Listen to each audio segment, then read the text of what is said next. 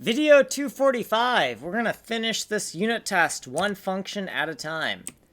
We went over this function in a previous video. Takes a layer and v16 and a all bin4 array, and it spits out a one bin class, which is a 16 by 16 array of uint32s encoding a 4 set.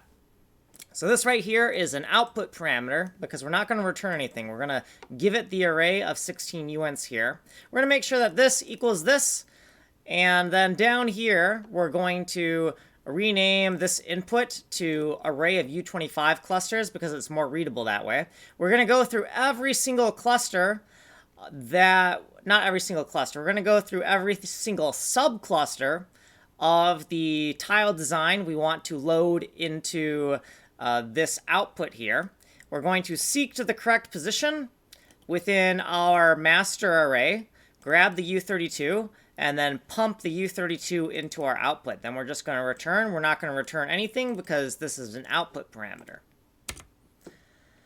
I denoted that we have bin4 element seek here because this math, if we do get this math wrong, I do want to tag every section that we are using this math so that if I get it wrong in one place, I can find all the other places where I'm using it.